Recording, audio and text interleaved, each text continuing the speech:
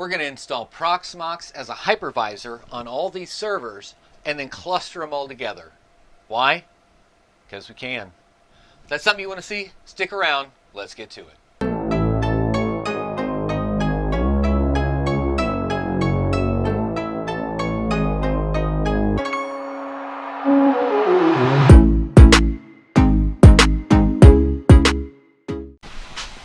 What up, Geek Squad? So today, of course, talking about virtualization. The hypervisor of choice for this video is Proxmox. What is Proxmox and why would I want to use it over something else? That's an excellent question. I'm glad you asked. So here we are on the Proxmox website, main page. Today we are going to focus on virtualization. Proxmox virtual environment, or a hypervisor. A hypervisor is a very small operating system that lives on the bare metal of your server and allows you to allocate those bare metal resources in a virtual manner. Proxmox is an open source server management platform for enterprise virtualization. With the integrated web browser user interface, you can manage VMs and containers, high availability for clusters, which is what we'll be doing today, and integrated disaster recovery tools with ease. While many people start with a single node, Proxmox can scale out to a large set of clustered nodes. So getting started, you'll download the ISO image, create a bootable USB or CD, and then configure the host machines. So where do we go from here? Well, I'm going to trek my butt out there in the cold, install the hypervisor, then we're going to connect to them and we're going to set them all up in a cluster, spin up some VMs, migrate live VMs from one machine to another, and we'll go from there. A few moments later. Here we are, middle of November, out in the Bit Cave, freezing off the tuchus, all for you. What we're going to have to do first is create a virtual drive. We'll end up erasing what's already there, creating a new virtual drive in a RAID configuration or non-RAID, however we want to do it, so that we have something that we can install the hypervisor onto, right? Here we go. Here we are. All right, so in our RAID controller, you can clear the foreign configuration. All right, so I blew away the old virtual disk. Frick, it's cold. We go to hardware configuration, do a RAID 5. Now we're at the point where we're gonna plug in our virtual drive. 3:28 a.m. One-time BIOS boot menu, optical drive connected to front USB virtual CD-ROM. Right, so we got our Proxmox menu. Go to install Proxmox. So here we can select our different drives. We can see this is an external hard drive, which is what we got in here. But we're obviously going to pick our virtual drive, which is built in the physical host. And here we go. 12 seconds later. So here we are. We've got our first Proxmox node, PVE, and the other tab, you can't see it up here, but the other tab is PVE2. So now comes the hard part. I say that sarcastically because it's not difficult at all. So we're going to go into what we want as our master node. Really, you can do this as any nodes because you can manage them from any node. So we go into data center on our node, go into cluster. You can see we don't have any clusters here yet. So we are going to create a cluster and we'll name it Geek Squad. No spaces, no underscores, just numerics, I guess. So here's our cluster. Now we can go here to PVE2 under data center, cluster, join cluster. What you're going to put here, you're going to get from the join information under cluster info in the new cluster that you just created. So we'll hit copy information, come back over here and paste it, put in the root password, join Geek Squad. Which reminds me, you should subscribe to the channel and join the Geek Squad. Now we can, over here we can see that under data center on the first node, we've got PVE1 and PVE2 here. So we've got both of our nodes set up. We can expand the resources and see that we've got some VMs over here, So what have we done? We've spun up the hypervisor on each of the physical hosts. We've created a cluster. We've joined a second host to that cluster. Now let's power on one of our VMs. Here's how easy it is to move a VM from one physical host to another in Proxmox.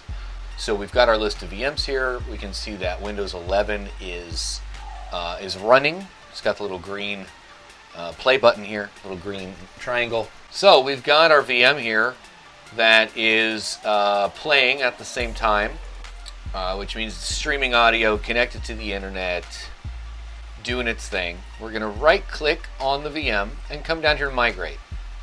We'll choose which target node. In this case, we just have the one, the PVE2, and all we got to do is hit migrate. Now, this is supposed to be a live migration. Shouldn't interrupt. It should just keep going. We can see that, oh my gosh, that is going to take a very long time. If we had a shared storage node that was hosting the storage layer of the VM, it would be super quick. This is going to take a very long time, so I'll be back.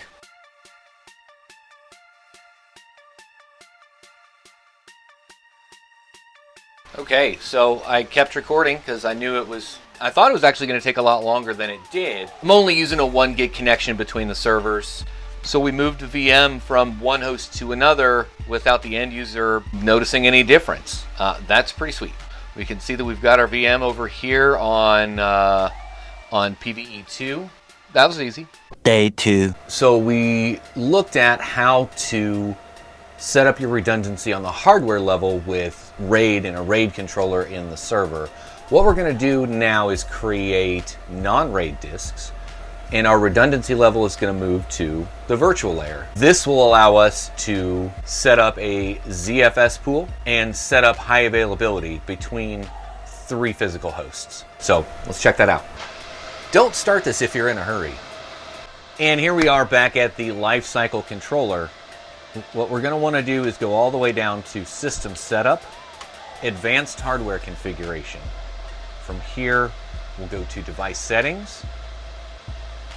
We'll go into our RAID controller card, Controller Management,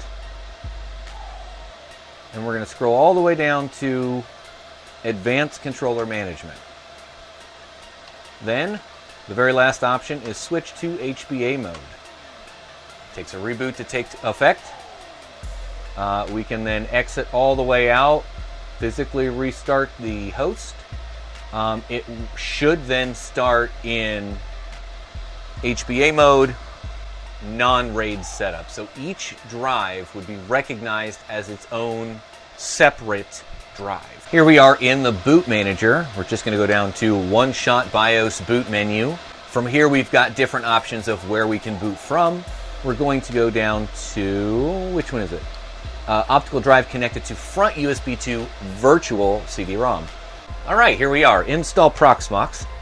Just like previously, this time we're going to see 3 different drive options. Currently, because of what I have available, 3 300 gig 10K drives in each system. You could use a smaller drive, a 64 or 32, but remember, if you enable logging, those logs are going to be stored on your boot disk. We've got our disks A, B, and C, as it's recognized here on the installer. We're going to pick A, but they're all 3 the same size. And we are going to actually name this HA1. Management interface. This is not going to be the iDRAC interface. IP address, we'll do these in the 210 schemes. 210, 11, and 12. I don't have a DNS server here, so we're just going to use Google's. And we're going to hit install. So it's going to go through and install the hypervisor on the one drive, which is going to free up the other 2 drives as standalone drives. So from there, we can create a virtual RAID and a ZFS pool that then will allow us to create a high availability cluster. We're going to let this install. I'm going to install this on the other 2 nodes, and I will see you back at the command center. Several bad puns later. Here we are back at the command center. We've got our 3 hosts. HA1, 2, and 3. I clustered them together using the same process we just looked at a little bit ago. Now we need to create a ZFS storage pool that all 3 of the nodes have, so that the VMs know where to look when they're migrating and moving from one physical host to another. So first things first, we are going to click the first host here. We'll look at our disks. Here we are. We see that they're both here. Boom and boom. Now we're going to go to ZFS, create ZFS, ZFS-GS for Geek Squad. And we're going to enable both of them. On the first node you do this to, you have to make sure that add storage is checked. The other 2 nodes, you're not going to do this. Now, we're going to RAID these as well. So we're only going to have a 300 gig ZFS pool, but we'll have the redundancy on the software side. And you can see here that ZFS is not compatible with drives backed by hardware RAID. Click Create. Takes a little bit of time. Now we can see under node 1, we've got our single ZFS pool, and we're going to repeat this process for nodes 2 and 3. Now we need to remember the name is case sensitive, and it has to be exact to the first name that you created. Exact settings, all of that. And we're going to uncheck our add storage box right here. So create, and we're going to do the same thing on number 3. There we go. We have our ZFS pool on each node. So now we're going to go here to Data Center, Storage. For the storage menu, we can locate the ZFS storage pool here. I'm going to click it, and we're going to add nodes 2 and 3, and however many nodes you have, and we hit OK. Now we can see we're going to take a second here. Let this propagate, and the status will change from unknown to available. Yep, so it's available on all 3 nodes we can see. These are not in high availability yet. Each node can still control its own storage. So now we have to set up the replication. In order to replicate, we need to have something to replicate. So we're going to spin up a simple VM, something quick and easy. Alright, so this video isn't going to get too deep about how to spin up VMs, manage and control them really, but just for quick reference, within one of the nodes we'll hit upload under ISO images under storage. So let's go back, probably click storage, and it'll just show summary here. Click on local, go to ISO images. So if you come down here to LVM, you see that you don't have the option to put ISO images. So just under HA1, we're going to do ISO images, upload, select a file name Ubuntu 22, upload, and now we wait. So I don't have a 1 gig connection from my local machine here all the way out to the data center. It's only 100 meg, but we'll change that in a future video. We've got our VM spun up, just did Ubuntu, quick and easy. We'll click on our VM, we'll come down to replication, and we're going to add a new replication job by clicking add. Target is going to be HA2. For now, we'll leave it as every 15 minutes. We'll hit create. So remember, replication is a resource intensive task. So if you've got a lot going on, it can bog down your physical host doing that replication task. And we're going to add the same thing to node 3. This was already synced. Should be able to. There we go. Schedule now. So we click on the job, on the replication job. Hit schedule now. Go ahead and start the replication. Now we can set up HA. This will ensure that the VM's running on one server at all times. If the cluster detects that a node isn't available, the VM will be migrated to another node and auto-booted to its last replication point. So we're going to come over here, go to HA, in our data center menu, under resources, click add, and a VM to monitor, so the one VM that we have out there. Leave everything else here the same. Now we can see that the VM is being monitored. And that's it. So, all right, here we are. We've got our VM on HA1. It's here running. So we've got our continuous ping going on. It's living here on HA1. We've got our console here. That's funky. Let's see. We're recording, and we're recording. So we're gonna go pull the plug on HA1 in real time. And 3, 2, 1. Pulled the plug. One thing we're going to notice here, this is the HA1 console. So it's offline, so it's not going to respond to anything now. So we're going to move over here to HA2. We can see HA1 is offline. We're still pinging. So we're going to see just how long it takes. We can see that HA1 is offline. Oh, and it looks like our VM is now live on HA2. Our ping started pinging again. Oh, okay, so VNC is not going to work because you can see it's looking at the 210 IP address and HA2 is 211, but it boots up right to the state where it left off. There we go. That's exactly what I was trying to accomplish. So essentially we could have a crypto node, a Flux node, a Zen node, or whatever node that's running on an HA cluster, and if something fails on the first one, the whole machine goes down, it'll automatically jump to the second node and start running again right where it left off. So as long as we have the commands that will start the actual node at the OS level without touching anything, it'll start back up on its own. As I understand it, as long as it's not benchmarking at the time that it goes down, it's not going to send you to the back of the line, so to speak, for your node payouts. So let's recap here. We installed Proxmox on the physical hosts. We clustered those physical hosts together.